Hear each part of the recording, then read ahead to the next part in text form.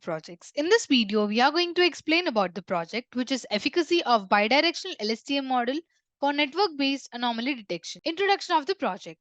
In the era of information technology, the secure transmission of crucial data, including voice, images, and sensitive information like banking and personal data, is of paramount importance.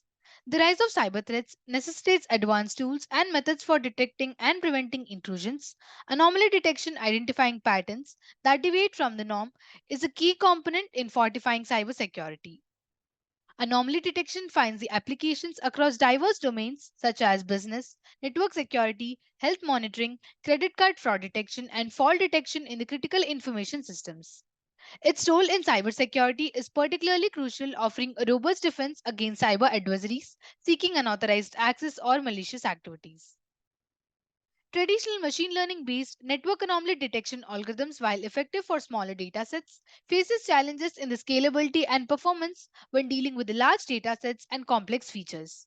Their efficiency is heavily dependent on the implementation of feature engineering, and the split ratio makes them less suitable for tasks involving extensive datasets and intricate features.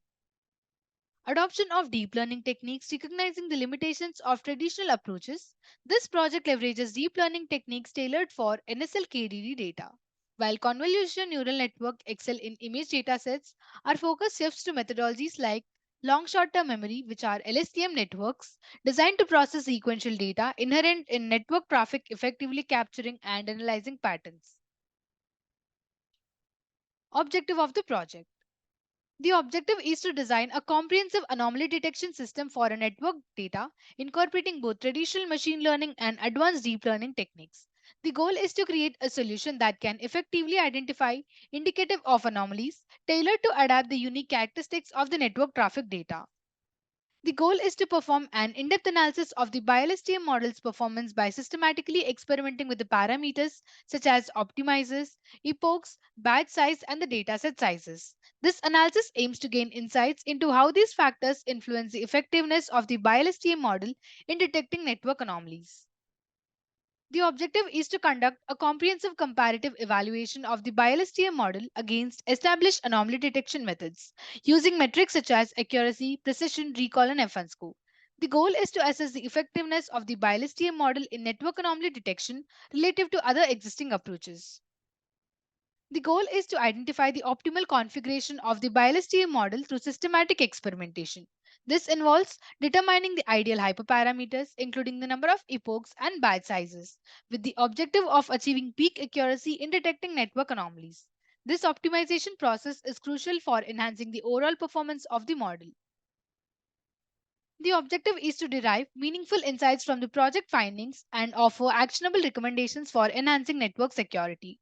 By understanding the strengths and weakness of the BioLSTM model and other anomaly detection methods, the goal is to contribute to the development of effective strategies for detecting and mitigating malicious activities in network environments. To implement this project, we need software and hardware requirements. Coming to software requirements, we need application of Anaconda, primary language of Python, front-end framework of Flask, backend framework of Jupyter Notebook, database of SQLite 3, front-end technologies of HTML, CSS, JavaScript, and Bootstrap 4. Hardware requirements are operating system of Windows, processor of i5 and above, RAM of 8 GB and above, and hard disk of 25 GB and above. To implement this project, we have designed various steps in the flow of work. The first step is importing the packages. In this module, necessary Python libraries and packages are imported.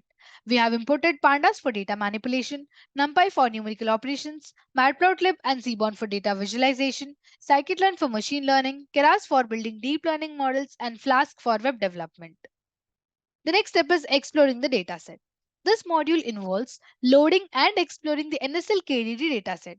Initial steps include understanding the structure of the dataset, checking for missing values, and gaining insights into the distribution of different features. Data processing. Here, the raw dataset is converted into a pandas data frame for easier manipulation. The data is formatted into a structure that is suitable for Keras, which is a high-level neural networks API. Columns that are not relevant and that might introduce noise to the model are dropped. Here we convert binary classes to 0 and 1 for model compatibility. Visualization using Seaborn and Matplotlib. Utilizing Seaborn and Matplotlib, this module involves creating visualizations to better understand the dataset. This can include plots like histograms, paired plots, and heat maps to reveal patterns, correlations, and potential outliers. Label encoding using label encoder. Categorical data is often encoded into numerical format for machine learning models. The label encoder is applied to convert categorical labels into numerical values. Feature selection using select percentile. Feature selection is crucial for building efficient models. This module involves selecting the most relevant features using select percentile, which is a method based on statistical tests. Splitting the data into train and test. The dataset is split into training and testing sets. The training set is used to train the machine learning model, while testing set is reserved for evaluating its performance. Building the model. This module In this module, the machine learning and deep learning models are constructed. This involves defining the architecture of the neural network models. Training the model. The model is trained using the training dataset. This involves feeding the input data to the models and adjusting its parameters to minimize the difference between predicted and actual outcomes. Flask framework with SQLite for sign up and sign in. This module integrates Flask Web Framework with an SQLite database to implement a user sign up and sign in functionality. This involves creating routes and views for user registration and authentication. User gives input as feature values. User input feature values through the front end of the application. This information is then sent to the server for further processing. The given input is pre-processed for prediction. The received user input is pre-processed to ensure that it aligns with the requirements of the trained model. This involves cleaning, which is data cleaning, encoding, or scaling to match the format used during training. Trained model is used for prediction. The pre-processed input is fed into the trained machine learning model to make predictions. The model leverages the learned patterns from the training phase to provide an output based on the user's input. Final outcome is displayed through frontend. The predicted outcome is sent to the frontend and displayed to the user. This is in the form of classification result. Algorithms which are used in the project are CNN, which is convolutional neural network. It is a deep learning algorithm designed for processing structured grid data. It utilizes convolutional layers to automatically and adaptively learn spatial hierarchies of the features from the input data. CNNs are particularly effective in image related tasks where the lower layers learn basic features like edges and textures, and higher layers combine these features to recognize complex patterns. The next algorithm is BiLSTM with NADM. Bidirectional long short term memory. It is a type of recurrent neural network that processes sequences bidirectionally. NADM is an optimizer that combines the benefits of Nestrov accelerated gradient and ADAM optimization. BiLSTM is suitable for sequence data, making it relevant for tasks involving temporal dependencies such as analyzing network traffic patterns. NADM is chosen for its adaptive learning rates and momentum, potentially improving convergence. The next algorithm is BiLSTM with ADAM. ADAM is optimization algorithm that computes adaptive learning rates for each parameter, combining the benefits of both momentum and RMS prop. BiLSTM, as described earlier, it processes sequences bidirectionally. ADAM is widely used in deep learning tasks due to its adaptive learning rate properties. BiLSTM is suitable for capturing long-range dependencies in sequential data, making it valuable for network anomaly detection. The next algorithm is BiLSTM with RMS prop. RMS prop is root mean square propagation. It is an optimization algorithm that adapts the learning rate for each parameter based on the magnitudes of recent gradients. It is combined with the bidirectional LSTM in this case. RMS prop can handle non-stationary environments, making it useful in scenarios where statistical properties of the data may change over time. This is beneficial for the network data that may exhibit varying parameters. The next algorithm is BiLSTM with ADAMAX. ADAMAX is a variant of ADAM optimizer that uses infinity norm, which is maximum absolute value of the path gradients. It is applied in conjunction with bidirectional LSTM. ADAMAX is similar to ADAM, which is effective for tasks with sparse gradients. BiLSTM with ADAMAX is chosen based on the adaptability of the ADAMAX in handling a variety of learning rate scenarios. The next algorithm is BiLSTM with SGD, which is stochastic gradient descent. It is a traditional optimization algorithm that updates model parameters based on the negative gradient of the loss function. It is used with bidirectional LSTM in the context. While SGD lacks some adaptive features of the new optimizers, it is computationally efficient. Its relevance in the project stem from specific scenarios where a simple optimizer is preferred. The next algorithm is LSTM with AdaGrad. AdaGrad is an optimization algorithm that adapts the learning rate for each parameter based on the historical gradient information. It is combined with the bidirectional LSTM. AdaGrad is suitable for sparse data scenarios. In the project, it is chosen for based on the characteristics of the network data, where certain features may be more informative than others. The next algorithm is LSTM with FTRL, which is follow the regularized leader. It is an optimization algorithm designed for online tasks. It combines both gradient based learning and element regularization. It is used in conjunction with bidirectional LSTM. FTRL is useful in scenarios with large sparse datasets. In the project, it is chosen for its efficiency in handling potentially large and sparse nature of network data. As an extension, we applied and hybrid models to produce more robust and accurate final prediction. Also, as an extension, we built the front end using Flask framework for user testing with user authentication. We have evaluated the project using different performance metrics, which are accuracy, precision, recall, and F1 score. So here we have comparison graphs for all those metrics. This is accuracy comparison graph. Here on x-axis we have accuracy score for each algorithm, and on y-axis we have algorithm names. Accuracy is a measure of the overall correctness of the model. It calculates the ratio of correctly predicted instances to the total instances. This is precision score comparison graph. It is also known as positive predictive value. It is a measure of the accuracy of the positive predictions made by a model. It calculates the ratio of correctly predicted positive observations to the total predicted positives. This is recall comparison graph. Recall is also known as sensitivity or true positive rate. It measures the ability of the model to capture all relevant instances. It calculates the ratio of correctly predicted positive observations to the total actual positives. This is F1 score comparison graph. It is the harmonic mean of precision and recall, providing a balanced assessment of a model's performance. It is particularly useful when there is an uneven class distribution. The algorithm which performs well among all these metrics will be used for final prediction. To execute the project, first we need to open the code folder which contains source code files. So this is the code folder of the project. This is NSLKDD folder which contains dataset which is of NSLKDD, and we will use the dataset for training the algorithms. This is the static folder. This folder consists of files related to CSS, JavaScript and Bootstrap files. This is templates folder. This folder contains all the HTML pages used in the project. It typically includes files like index.html, about.html, etc., which represent different pages of the website. This is app.py file. This .py file contains the information related to front-end logic. It includes code written in Python that handles server-side operations such as processing user requests, interacting with the database, and generating dynamic content that to be rendered in the HTML templates. And these are the model files which contain the algorithm information and that will be loaded into the project code during runtime. Here we have notebook.ipynb file. This is a Jupyter notebook file which contains a combination of code, graphs, and outputs all in one place. It allows users to write and execute code in individual cells, making it a popular choice for the data science. This is the signup.db file, which contains the database file, and that is used for storing the user information. And now we need to copy the path of the code folder from the address bar of the file explorer. So I'm copying the path. And now we need to open the Anaconda prompt. Using the cd command followed by the space, we need to paste the copied path and then click on enter. Here we can see that current directory is changed to the code folder's path. Here we need to type the command python space app.py and then click on enter.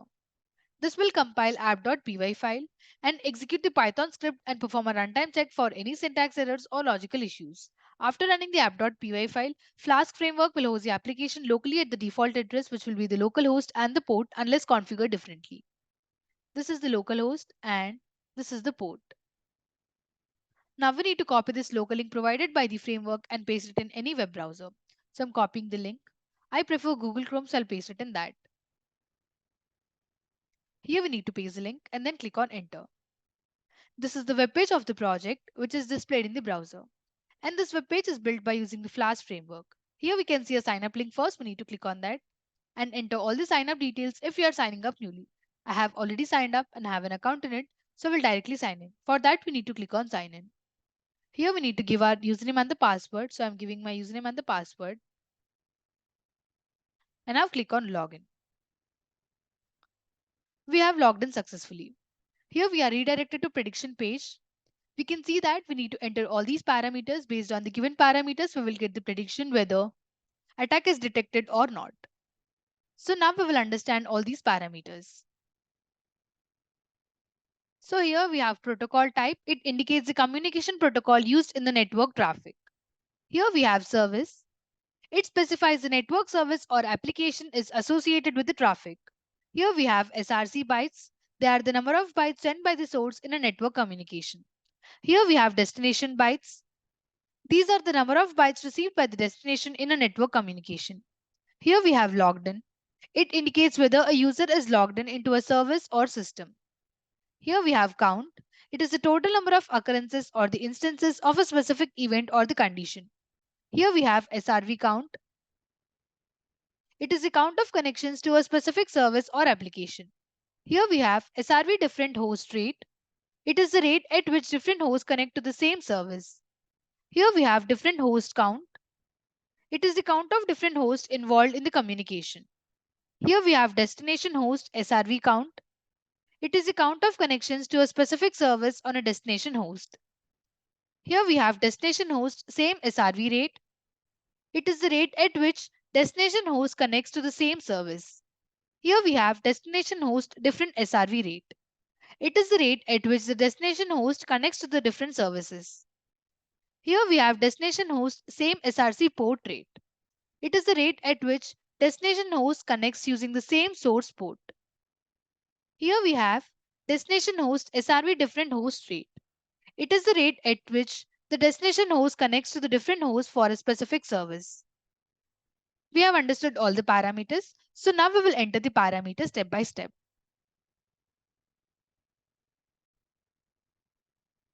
So the protocol type is 1, service is 22, SRC bytes are minus 0.002, destination bytes are minus 0.138, logged in value is 2.396, count is minus 1.52142, SRV count is minus 1.1566,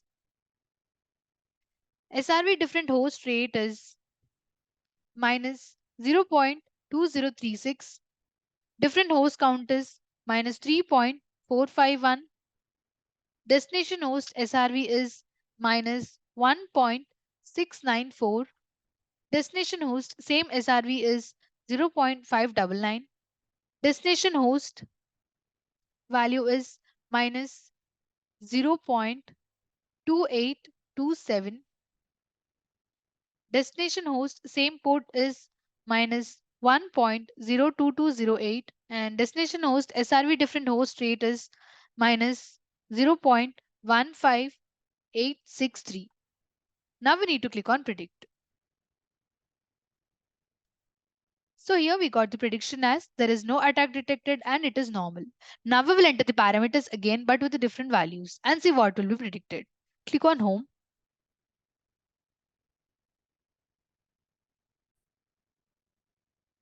I have entered all the parameters. Now we will click on predict. Here we got the prediction as there is an attack detected and the attack type is DDoS or probe or R2L or U2R. In this way, if we enter the parameters, based on that we will get the prediction whether there is an attack detected or not. So now click on sign out. Conclusion of the project. The project successfully crafted a robust anomaly detection system for network data incorporating a blend of traditional machine learning and advanced deep learning methods such as LSTM and CNN. Through rigorous experimentation, the project determined optimal hyperparameters using various optimizers like NADAM, ADAM, RMS Prop, ADAMAX, SGD, ADAGRAD, and FTRL. This fine-tuning significantly improved the accuracy and efficiency of the BiLSTM model. The project conducted a comprehensive evaluation comparing the performance of BiLSTM model against established anomaly detection methods. Precision metrics like accuracy and F1 score were employed for a holistic examination. By integrating Flask and SQLite, the project achieved a seamless user interface. This allowed users to input feature values, subsequently processed by the trained by LSTM model, delivering a user-friendly experience. The project's findings offer meaningful insights and actionable recommendations to bolster network security. These insights provide valuable guidance for future advancements in cybersecurity practices. Thank you for watching video. For more projects, please visit our website www.trueprojects.in. For updates on latest project videos, please visit True Projects YouTube channel and subscribe.